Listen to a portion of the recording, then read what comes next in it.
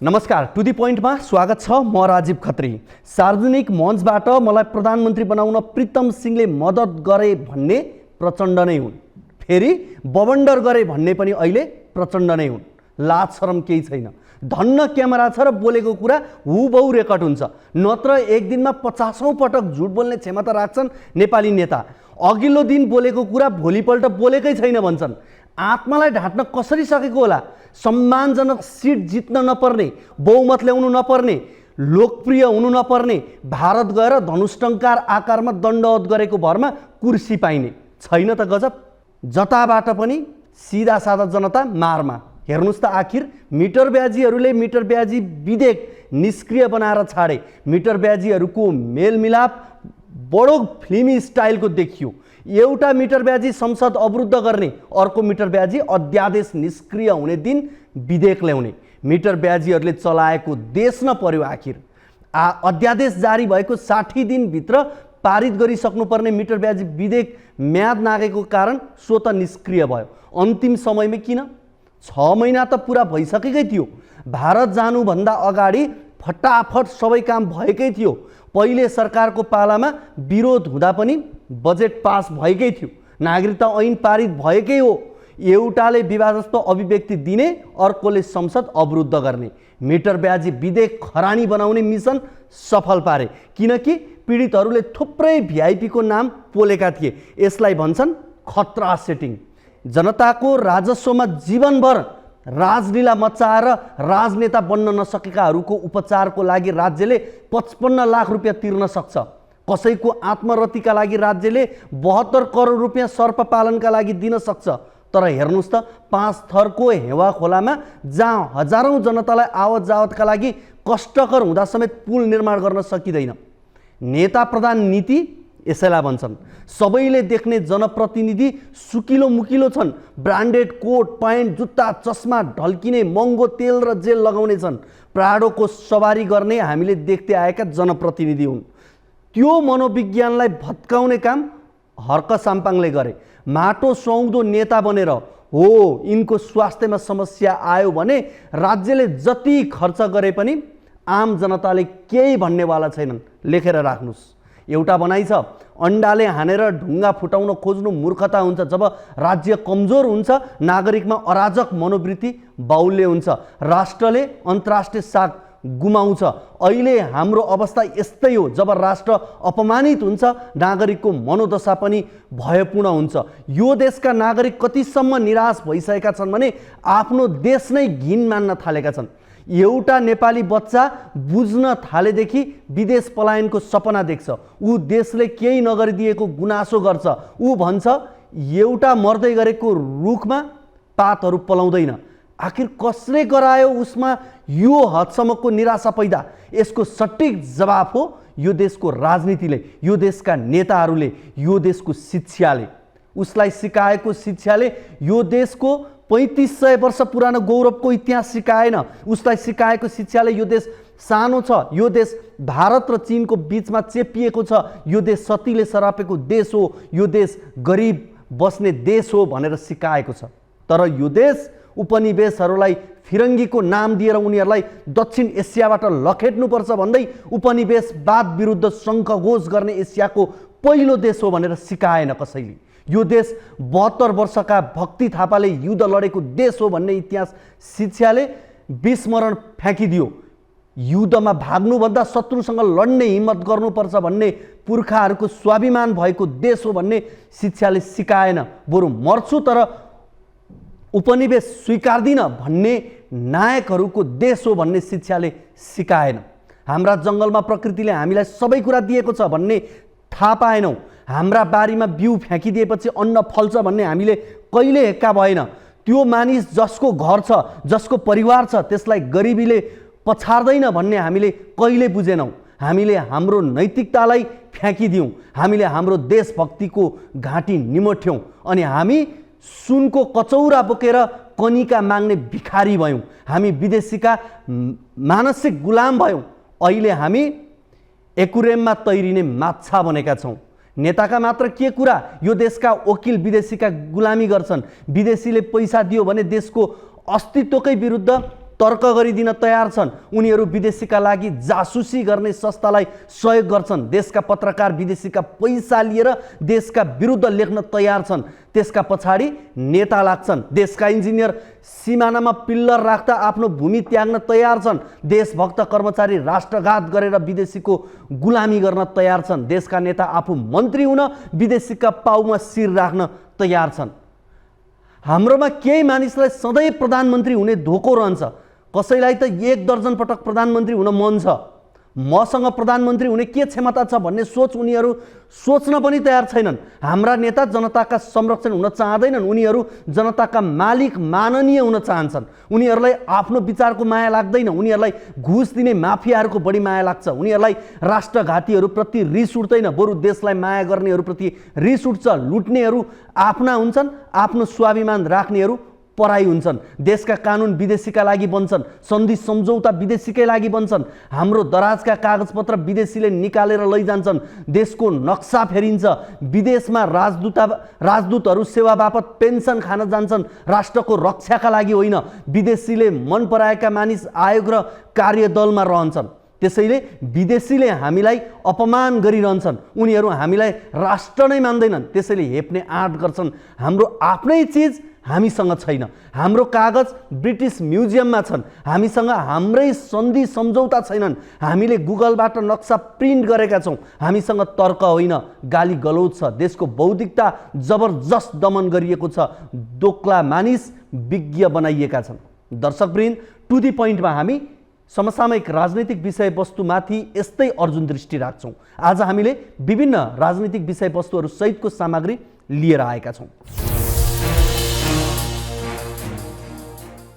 दर्शकवृन्द, कार्यक्रमको सुरुवातमा कुराकानी गरौँ एमालेलाई माओवादीले दिएको जवाबको सन्दर्भबाट। नेकपा माओवादी केन्द्रले प्रधानमन्त्री एवं पार्टी अध्यक्ष पुष्पकमल दाहाल प्रचण्डले असार 18 गते पुस्तक विमोचनमा दिएको अभिव्यक्तिलाई लिएर नेकपा एमालेले दुराशयुक्त प्रचारबाजी गरिरहेको आरोप लगाएको छ। प्रधानमन्त्रीको सदा सहायतालाई प्रमुख प्रतिपक्ष दलले दुराशमय बदल्न खोजेको माओवादीको आरोप छ। माओवादी प्रवक्ता कृष्णबहादुर महराले बिहिबार एक विज्ञप्ति प्रकाशित गरी प्रचण्डको अभिव्यक्तिलाई लिएर एमालेले भ्रामक र दुराशायुक्त प्रचारबाजी गरेको भन्दै भर्त्सना गरेका हुन्। विज्ञप्तिमा मध्यरातमा प्रमुखसँग बालुवाटारमा भेटेर पटक पटक संसद विघटन गर्ने, जनताका मुद्दामा कानुन बनाउन खोज्दा संसद अवरुद्ध गर्ने, भ्रष्टाचारीको छानबिन र फाइल खोज्दा गैर जिम्मेवार बन्ने जस्ता पात्र र प्रवृत्तिले गर्दा प्राप्त राजनीतिक उपलब्धिमाथि प्रहार भइरहेको तथ्य नेपाली जनताले बुझिसकेका छन् भनेर लेखिएको छ। प्रधानमन्त्रीको राजीनामा माग गर्दै एमालेले संसद अवरुद्ध गरेपछि माओवादी क्रुद्ध बनेको छ। यता भारतीय संस्थापनप्रति नतमस्तक नेपालका सत्तारूढ नेकपा माओवादी केन्द्रका नेताहरूलाई त्यहाँको सत्तारूढ भारतीय जनता पार्टी भाजपाले भारत भ्रमणमा निम्त्याउने भएको छ। दिल्ली स्थित भाजपा मुख्यालयमा आयोजित कार्यक्रममा सहभागी अध्यक्ष जेपी नड्डाले नेपालका माओवादी केन्द्रका शीर्ष नेताहरूलाई भारत भ्रमणमा बोलाउन लागेको बताएका हुन्। पार्टीको विदेश विभागद्वारा आयोजित कार्यक्रममा अध्यक्ष नड्डाले भाजपाको निम्तोमा छिट्टै नेपालका सत्तारूढ माओवादी केन्द्रका शीर्ष नेता सहितको टोली भारत भ्रमणमा आउने बताएका थिए।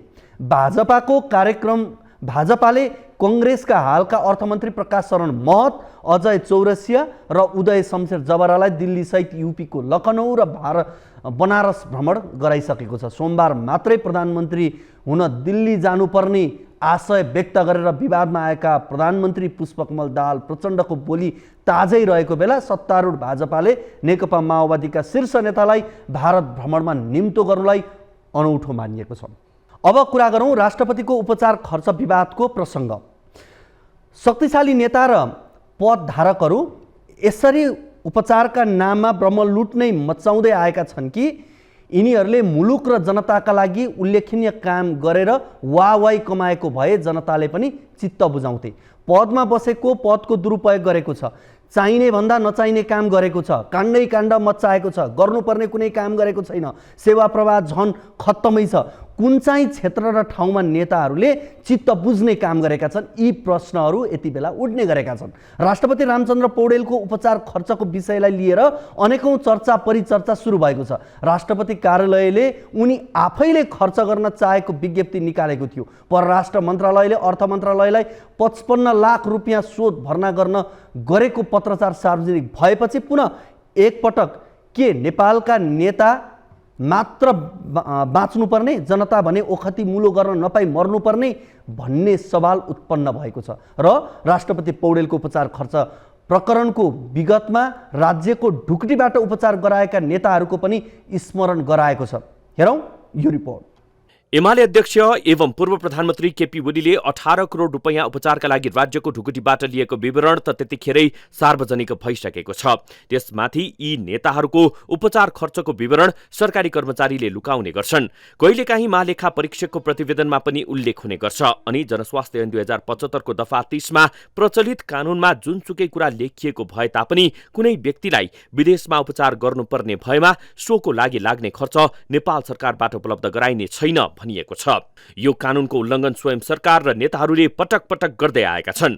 पछिल्लो पटक राष्ट्रपति रामचन्द्र पौडेलको छातीमा पानी जमेपछि परीक्षण र उपचार नेपालमा सम्भव नभएको भन्दै गत वैशाख 6 मा थप उपचारका लागि भारत लगिएको थियो। नयाँ दिल्लीको All India Institute of Medical Sciences एम्समा राष्ट्रपतिको उपचारमा करिब 55 लाख खर्च भएको थियो। नेपालमै सम्भव भएको उपचारका लागि भारत गएको भन्दै उनको सर्वत्र आलोचना भएको थियो।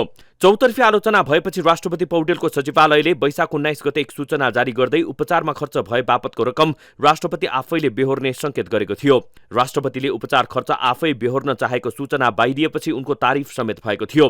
तर राष्ट्रपति पौडेलको उपचारमा खर्च भएको 55 लाख 2279 रुपैयाँ सरकारले बेहोर्ने निर्णय असार 12 मा बसेको मन्त्री परिषद बैठकले गरेको थियो। मन्त्री परिषदको निर्णय अनुसार असार 15 मा परराष्ट्र मन्त्रालयमा पुगेको थियो भने असार 18 गते परराष्ट्रले सचिव स्तरबाट निर्णय गरी अर्थ मन्त्रालयसँग निकासा माग गरेपछि राष्ट्रपति उपचार खर्चको विषय थप चर्किएको छ। राष्ट्रपति र उपराष्ट्रपतिको सेवा सुविधा सम्बन्धी ऐनमा राष्ट्रपति र उपराष्ट्रपति नेपालमा अथवा नेपालमा उपचार सम्भव नभएमा मेडिकल बोर्डको सिफारिसमा विदेशमा गई उपचार गराएमा उपचार खर्च सरकारले बेहोर्ने प्रश्न पारिएको छ।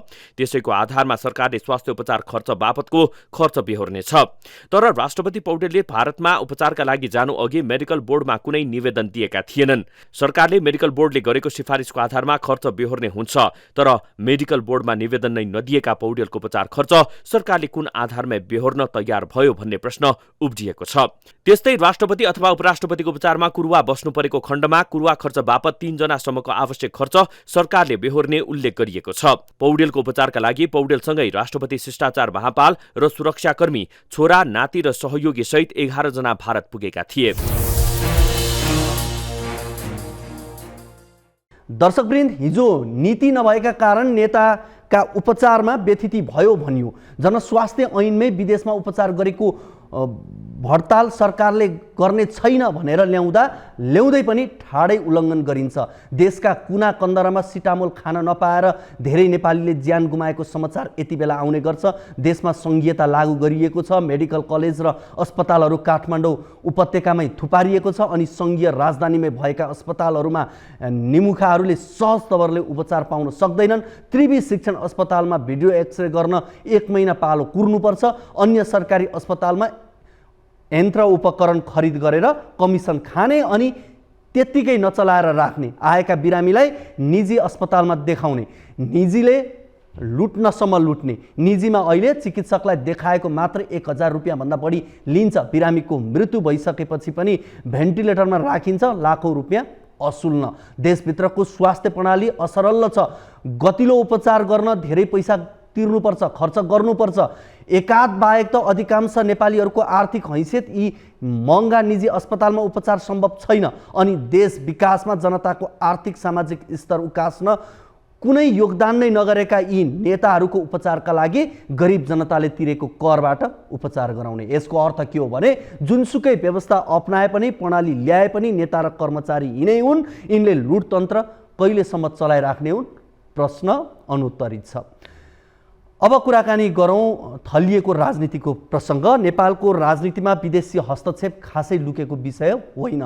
भन्दा पनि फरक नपर्ने अवस्था छ।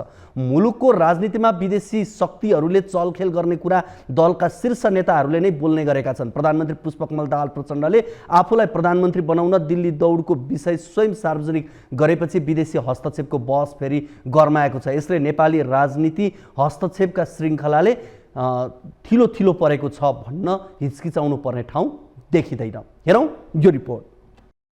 तत्कालीन माओवादीको जनयुद्धलाई शान्ति प्रक्रियामा ल्याउन 7 दल र माओवादीले दिल्लीमा 7 बुँदे सम्झौता गरे। यसअघि पनि विभिन्न कालखण्डमा नेपालका नेता हुन् वा राजा नै किन नहुन्, यता सङ्कट पर्दा भारत जाने गरेका उदाहरणहरू छ्यापछ्याप्ती छन्। शान्ति प्रक्रियामा दिल्लीको भूमिका के थियो, राजतन्त्र अन्त्यका लागि भारतको भूमिका के थियो भन्ने विषयमा समेत बेला बेलामा नेपालमा बहस हुने गरेको छ। यस्तै गणतन्त्रपछि नेपालका प्राय प्रधानमन्त्रीले भारतीय गुप्तचर निकायका प्रमुखलाई प्रधानमन्त्रीको बेडरुमसम्मको पहुँच दिएका थुप्रै विषय सार्वजनिक भइसकेका छन्। तत्कालीन प्रधानमन्त्री केपी ओलीले तत्कालीन समयमा रका प्रमुख रहेका सामन्त गोयललाई मध्यरातमा भेटेको कुराले ठूलै चर्चा कमाएको थियो। नेपालको राजनीतिमा सङ्कट देखिएको बेला यस्तो हुने गरेको नेताहरू आफैले बताउने गरेका छन्। यसरी नै एमाले अध्यक्ष केपी ओलीले पनि एमाले सहितको प्रचण्ड सरकार ढाल्न विदेशी शक्तिहरूले चलखेल गरेको भन्दै आपत्ति नै जनाएका थिए। एमाले सहितको सरकार परिवर्तन गर्दै गठबन्धन फेर्न छिमेकी मुलुकले प्रमुख भूमिका खेलिरहेको दावी केपी ओलीले गर्दै आएका थिए। कूटनीतिक गतिविधिहरू भनिसक्नु छैन। यस प्रकारका तरिकाहरू बन्द गरौँ, मित्रको हिसाबले चलौँ। सोभरेन इक्वालिटी, सार्वभौम समानताको सिद्धान्त अनुसार चलौँ। हामी कसैमाथि अर्ग्यालाइज गर्न गइरहेका छैनौँ, हामीमाथि अर्ग्यालाइज नहोस् भन्ने कुरा मात्रै गरिरहेका छौँ। ओलीले यस्तो दावी गरेको केही समयमा गठबन्धन पनि फेरियो। तर ओलीले कुन छिमेकीले यस्तो चलखेल गर्यो भन्ने जानकारी भने गराएका थिएनन्। यद्यपि विदेशी हस्तक्षेप खुला छ भन्ने कुरा उनले स्वीकार गरिसकेका थिए। त्यसपछि अहिले आएर प्रधानमन्त्री प्रचण्डले आफूलाई नै प्रधानमन्त्री बनाउन भारतीय नागरिक प्रीतम सिंहले दिल्ली दौड गरेको सार्वजनिक अभिव्यक्ति दिए। उहाँले एकपटक मलाई प्रधानमन्त्री बनाउन धेरै मेहनत गर्नुभयो, धेरैचोटि दिल्ली जानु पनि भयो, काठमाडौँका सबै पार्टीहरूलाई नेताहरूलाई पार्टीहरूसँग पनि उहाँ लगातार छलफल गर्नुभयो। उहाँको राजनीति सफा भयो भने मात्रै देश विकास राम्रो हुन्छ भन्ने विश्वास पनि गर्नुहुन्छ। प्रचण्डको अभिव्यक्ति र ओलीले केही समय पहिले खुलाएको विषयले नेपालको सरकार निर्माणमा यहाँको कानून संविधान भन्दा पनि विदेशी शक्ति बलियो छन् भन्ने भाष्य स्थापित गर्न खोजेको देखिन्छ। तर अहिले विदेशी चलखेलको अभिव्यक्तिको चौतर्फी आलोचना भएपछि प्रधानमन्त्री प्रचण्ड गलत मनसायले आफ्नो अभिव्यक्तिलाई अपव्याख्या गरिएको भनी प्रतिरक्षा गरिरहेका छन्। मैले भने उहाँ सामाजिक सेवा र यातायातको क्षेत्रमा मात्रै होइन, राजनीतिमा पनि उहाँले चासो राख्नुहुन्छ। उहाँले मलाई प्रधानमन्त्री बनाउन कहिले कहाँ पुग्नुहुन्छ, कहिले कहाँ पुग्नुहुन्छ, कहिले दिल्ली, कहिले नेपालका पार्टीसँग लाग्नुहुन्थ्यो उहाँ भएर उहाँको बारेमा भनेको कुरालाई अब त्यसलाई उचालेर चाहिँ फेरि एकचोटि बबन्डर गर्न खोजिएको छ। मलाई लाग्छ त्यो बेलुन पनि छिटै फुट्नेवाला नै छ। लोकतन्त्रको दुहाई दिने दलहरू विदेशी हस्तक्षेप लुकेर स्वीकार गर्ने तर खुलेर विरोध गरे जस्तो किन गर्दैछन्? यो आम प्रश्न हो। ओलीले सरकार फेर्न छिमेकीको चलखेल बढेको भन्नु र प्रधानमन्त्रीले आफूलाई प्रधानमन्त्री बनाउन दिल्ली दौड गरिएको विषयमा सार्वजनिक अभिव्यक्ति दिनु दुवै अतिवाद र गुलामी तन्त्रको उच्चतम बिन्दु नै भएको जानकारहरूको टिप्पणी छ। व्यवहार त नेताहरू कुनै न कुनै हिसाबले विदेशी शक्ति सामु निरीह बन्ने र शक्ति आर्जन गर्न जस्तो सुकै त्याग गर्न तयार रहनुले मुलुकको सार्वभौमिकता कुन हदसम्म खतरामा छ भन्ने अनुमान सहजै गर्न सकिन्छ। अब कुरा गरौँ गगन थापाको भनाई र बालेनको टिप्पणीको सन्दर्भ। नेपाली कङ्ग्रेसका महामन्त्री गगन थापा छोटो समयमै पार्टीको माथिल्लो पदमा पुग्न सक्ने र सफल भएका एकमात्र युवा नेता हुन्। त्रिचन्द्र क्याम्पसबाट 2055 सालमा सोभियु सभापति बनेका थापा विद्यार्थी राजनीतिबाटै पार्टी राजनीतिमा उदाएका हुन्। विद्यार्थी राजनीतिबाट स्थापित भई पार्टीको 14औं महाधिवेशनबाट महामन्त्री बनेका थापा अहिले भने राजनीतिक दलको झोला बोकेर विश्वविद्यालय छिर्नै नपाउने कानुनको खोजीमा छन्। महामन्त्री थापाले एक कार्यक्रममा दलको झोला बोकेर विश्वविद्यालय छिर्न रोक लगाउनु पर्ने बताएका थिए। उता त्यही अभिव्यक्तिलाई लिएर काठमाडौँ महानगरपालिकाका मेयर बालेन शाहले भने महानगरभित्रका सबै विद्यालय, शिक्षण संस्था, कार्यालयमा काङ्ग्रेसको कुनै पनि भातृ सङ्गठन नभएको घोषणा नै गरिदिए। हेरौँ यो रिपोर्ट। नेपालमा पछिल्लो 62-63 को आन्दोलन होस् वा जुनसुकै आन्दोलन, हरेक आन्दोलन उठाउने भनेकै विद्यार्थीहरूले हो। जयतु संस्कृतमदेखि हरेक आन्दोलन विद्यार्थीहरूले नै उत्कर्षमा पुर्याए। विद्यार्थी आन्दोलनको अग्रपंक्तिमा हुन्थे। काङ्ग्रेस युवा नेता गगन थापा विद्यार्थी आन्दोलनबाट राजनीतिमा उदाएका थापा काङ्ग्रेसमा छोटो समयमै पदाधिकारीमा पुग्ने पहिलो युवा नेता हुन् भन्दा फरक पर्दैन। गगन मात्र होइन, नेपाली राष्ट्रिय राजनीतिमा शक्तिमा रहेका अधिकांश राजनैतिक दलका नेताहरू विद्यार्थी राजनीतिबाट उदाएका हुन्। थापा मात्रै होइन, राष्ट्रपति रामचन्द्र पौडेलदेखि काङ्ग्रेस सभापति शेरबहादुर देउवा पनि विद्यार्थी राजनीतिबाट राष्ट्रिय राजनीतिमा आएका हुन्। देशको आमूल परिवर्तनदेखि शैक्षिक सुधारका लागि काङ्ग्रेस महामन्त्री थापाले विद्यार्थी मञ्चबाट चर्को भाषण गर्थे। तपाईहरुको पुस्तकको प्राणमा एउटै दायित्व आएको छ, हो हामी प्रत्येकलाई गौरव छ, तीनटा आन्दोलनको सफलतापूर्वक नेतृत्व नेपाली काङ्ग्रेसले गरेको छ। हामी कहिले हारेनौं, आन्दोलनमा जित्यौं, तर आन्दोलनको त्यो जितलाई हामीले कहिले जोगाउन सकेनौं। हामी जित्यौं। काङ्ग्रेस महामन्त्री थापा मात्र होइन, एमालेका उपाध्यक्ष सुभाष नेमाङ, महासचिव शङ्कर पोखरेल, माओवादी नेता हितमान साक्य, हिमाल शर्मा, एकीकृत समाजवादीका महासचिव जगन्नाथ खतिवडा, सचिव रामकुमारी झाँक्री लगायत दर्जनौं नेताहरू पनि विद्यार्थी राजनीतिबाटै उदाएका हुन्। विद्यार्थी राजनीतिबाट अधिकांश नेताहरू निकै चर्चामा थिए। त्यति बेला पनि कलेजमा राजनीति गर्न नहुने कुरा यदाकदा उठ्थे, तर यिनै गगन थापाहरू त्यसको चर्को विरोध र आलोचना गर्थे। तर काङ्ग्रेस महामन्त्रीमा निर्वाचित भएको 1.5 वर्ष नपुग्दै थापाले राजनैतिक दलको झोला बोकेर विश्वविद्यालय छेड्नै नपाउने कानुनको खोजीमा छन्। स्वर्गीय गिरिजाप्रसाद कोइरालाको सोमबार 100 वर्षको जन्म जयन्ती मनाउँदै गर्दा थापाले विश्वविद्यालयलाई 100% राजनीतिबाट टाढा राख्नुपर्ने बताएका छन्। हाम्रो विश्वविद्यालयलाई अब राजनीतिक दलसँग 100% यसलाई हामीले अलग गर्नुपर्छ। थापाले विद्यार्थी हक हितका लागि तथा शैक्षिक सुधारका मुद्दा उठाउन पनि सोभियुको आवश्यकता उलाउने गरेको धेरै भएको छैन। 3 महिना अघि देशैभरका क्याम्पसहरूमा सोभियु चुनाव हुँदै गर्दा थापाले सोभियु चुनाव जिताउने रणनीति बनाउन विद्यार्थीहरूबीच पुगेका थिए। तर उनी अहिले विद्यार्थीले राजनीति गरेकै कारण विश्वविद्यालयमाथि उठ्नै नसक्ने निष्कर्षमा पुगेका छन्। दलको झोला बोक्ने प्राध्यापक, विद्यार्थी, कर्मचारी कसैलाई पनि विश्वविद्यालयले चिन्दैन भन्ने कुरा स्थापित गर्नुपर्ने थापाको भनाइ छ। उनको भनाइ भुइँमा खस्न नपाउँदै काठमाडौँ महानगरका मेयर बालिन शाहले काङ्ग्रेस महामन्त्री गगन थापाले शैक्षिक संस्थालाई राजनीतिबाट बाहिर राख्नुपर्ने भनेर दिएको अभिव्यक्ति पूरा गर्न चुनौती दिएका थिए। मेयर बालिनले काठमाडौँ महानगरभित्रका सबै विद्यालय, शिक्षण संस्था, कार्यालयमा काङ्ग्रेसको कुनै पनि भातृ संगठन नभएको घोषणा गरेका छन्। बालिनले गगनलाई दिएको प्रतिक्रियालाई चासोका साथ पनि हेरिएको छ, किनभने गगन थापासँग बालिनको निकट सम्बन्ध रहेको दावी गर्नेहरूको जमात सानो छैन। कतिपयले काङ्ग्रेसबाट उम्मेद्वार रहेकी सृजना सिंहलाई गगनले सहयोग नै नगरी बालिनलाई जिताएको दावी समेत गर्छन्। अब कुरा गरौँ रासपा, एमाले र राप्रपाको बारे। पुराना राजनीतिलाई सत्तो सराप गर्दै उदाएको राष्ट्रिय स्वतन्त्र पार्टी रासपा, आफूलाई लोकतन्त्रको सम्भाग ठान्ने नेकपा एमाले र मरिसकेको राजतन्त्रलाई बिउत्याउन लागि परेको राष्ट्रिय प्रजातन्त्र पार्टी राप्रपा बीच गजबको तादम्यता देखिन्छ। मुख्य गरी संसदमा सरकार विरुद्धको गतिविधिमा यी 3 दल बीच केमिस्ट्री गजबको देखिएको छ। सरकारमा सहभागी हुँदादेखि प्रतिपक्षको बेन्चमा पुग्दासम्म तीनै दल सँगसँगै देखिन्छन्। नेकपा माओवादी केन्द्रका अध्यक्ष पुष्पकमल दाहाल प्रचण्डलाई प्रधानमन्त्री बनाउँदा होस् या प्रधानमन्त्री प्रचण्डको राजीनामा माग्दा नै किन नहोस्, तीनै दलको स्वर एउटै छ। आखिर यी 3 दललाई के चिजले एक ठाउँमा बाँधेको छ त? हेरौँ यो रिपोर्ट।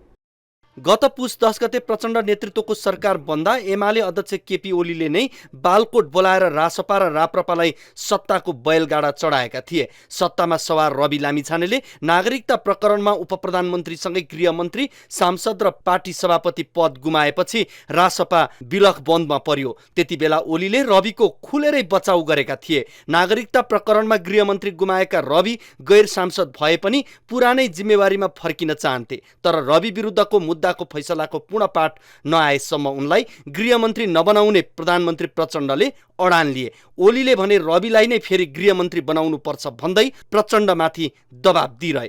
कसलाई गृहमन्त्री बनाउँछ भन्ने कुरा हामीले गृह मन्त्रालय राष्ट्रिय स्वतन्त्र पार्टीलाई दिया हौँ। राष्ट्रिय स्वतन्त्र पार्टीले रवि लामिछानेलाई गृहमन्त्री बनाउनु पर्छ आफ्नो अध्यक्षलाई भनेको हो पहिले पनि। अहिले पनि हामीले दिएको गृह मन्त्रालय त सहमति त राष्ट्रपालाई हो। अब उनीहरूलाई गृह मन्त्रालय नदिने, एकतर्फी रूपमा छुट्टै ढङ्गको निर्णय हुने भन्ने कुरा चाहिँ त्यसले अप्ठ्यारो पैदा गर्छ। तर त्यस्तो भएकै छैन। रविलाई गृहमा फर्काउन त्यसबेलाको अर्को सत्ता घटक दल राप्रपाले पनि दबाब दिएको थियो, तर पनि प्रधानमन्त्री प्रचण्डको डेक चलेन। पुनः गृहमन्त्री नबनाएपछि रविले आफ्नो पार्टीका मन्त्रीहरूलाई पनि फिर्ता बोलाएर सरकारमा सहभागी भएको 42औं दिनमा माघ 22 गते रासपा सरकारबाट बाहिरिएको थियो। सत्ताको नेतृत्व गरिरहेको माओवादी भने राष्ट्रपति निर्वाचनसँगै पुरानै गठबन्धनमा फर्कियो। त्यसपछि राप्रपा गत फागुन 13 गते र एमाले त्यसको 2 दिनपछि सरकारबाट बाहिरिएका थिए।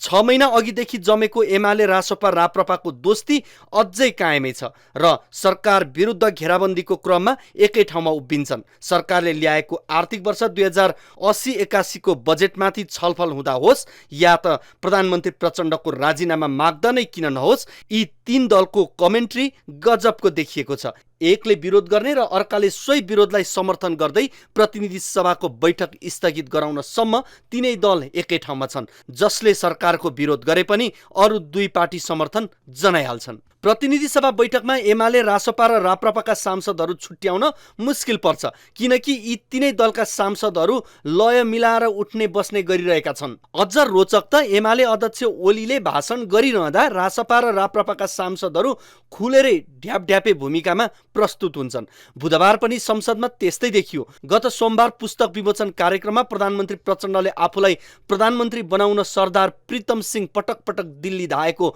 अभिव्यक्ति दिएका थिए। उक्त अभिव्यक्ति देश विरोधी भएको भन्दै एमाले प्रतिनिधि सभा बैठकमा प्रधानमन्त्रीको राजीनामा माग्यो, जसमा राप्रपा र रासपाले राम्रै साथ दिए। त्यति मात्र होइन, राष्ट्रपति रामचन्द्र पौडेलबाट गरिएको नागरिकता विधेयकको प्रमाणीकरण र प्रधानमन्त्री प्रचण्डको भारत भ्रमणबारे पनि एमाले रासपा र राप्रपाका सांसदहरूको एउटै स्वर थियो। रचनात्मक प्रतिपक्षको भूमिका खेल्ने बताउँदै आएको रासपा पनि एमालेको कुरामा होमा हो मिलाइरहेको छ।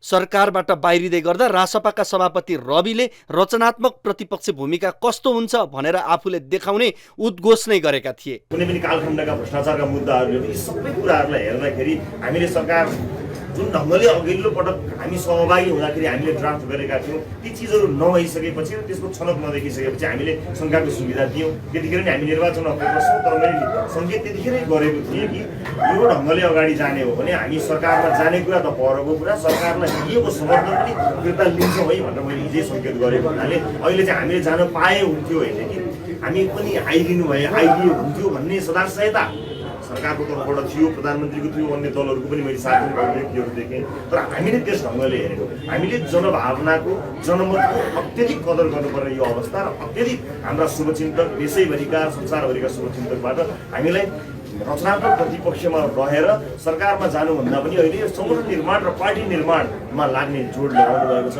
तर रचनात्मक प्रतिपक्षको भूमिकाको उद्घोष गरेको रासपा केही समयमै पुरानै राजनीतिक दलको ढर्रामा उत्रिएको छ।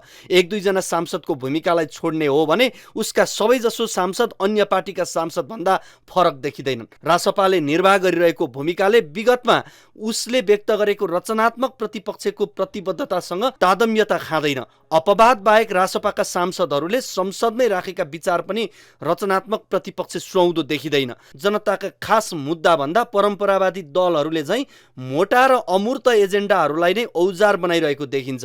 यसले जुनै जोगी आए पनि कानै चिरेको चरितार्थ हुनुका साथै रासपाले पनि एमालेकै पदचापलाई पछ्याएको देखिन्छ। दर्शकवृन्द, एउटा भनाइ नै छ, अघिल्लो पुस्ताले पछिल्लो पुस्तालाई सधैँ नालायक देख्छ अरे। तर सत्य चाहिँ के हो भने नयाँ पुस्ता जतिसुकै नाकाम भए पनि समय चाहिँ उसैको हो। छोरो पाइलट र बाउ हली छ भने आफ्नो शिरमाथि उडेको जहाज फाटेको टोपीको फेर पसिना पुस्दै हेर्दै बाबु फुसफुसाउँछन् रे।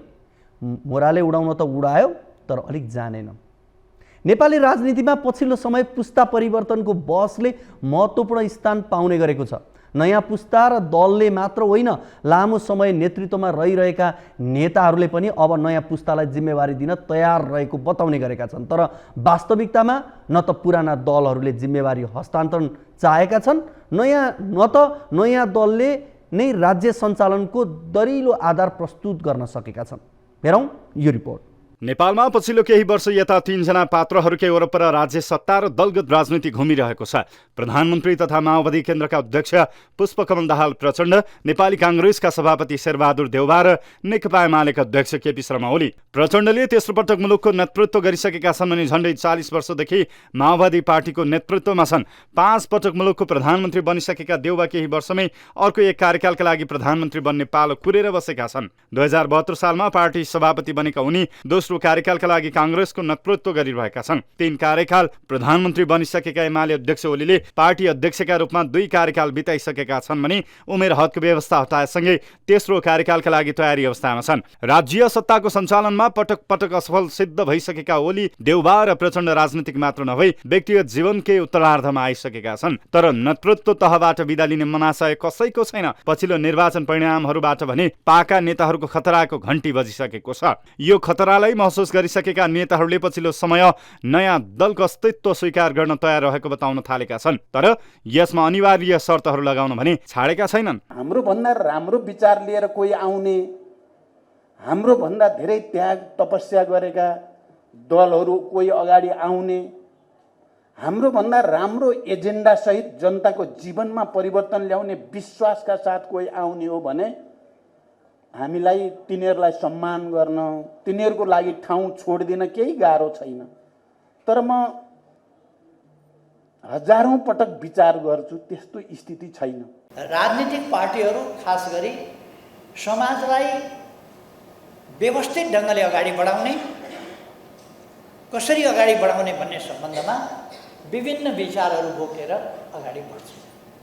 राजनीतिक पार्टीहरू अहिले एउटा लहर चलेको छ, अलिकति विचार सिचार नचाहिने, बिना विचार लिएर हामी आयौँ भन्ने। पुराना दलहरूमा पनि युवा नेतृत्वको खोजी हुन थालेको छ। त्यसैले विगतमा राजनीतिक परिवर्तनका लागि योगदान गरेका ती नेताहरूले नै विकल्प दिन चुक्नु हुँदैन। नयाँ दलहरूले पनि पुरानोको खराबी देखाएर होइन, आफ्नो क्षमता विकास गर्दै मुलुकको नेतृत्वमा जाने प्रयास गर्नुपर्छ। वर्षौंदेखि जरा गाडेर बसेका राजनीतिक दलहरूले त नयाँ दललाई उदाउन नदिने हरसम्भव प्रयास त गर्ने नै छन्। साँच्चीकै मुलुकलाई समृद्धिको दिशामा लैजाने त्यो शक्तिलाई रोक्न भने मुस्किल पर्ने देखिएको छ। तर राज्यको निकास दिने वैकल्पिक शक्तिको नेतृत्व गर्दै को अगाडि आउँछ त्यो भने अहिले नै भन्ने अवस्था आइसकेको छैन।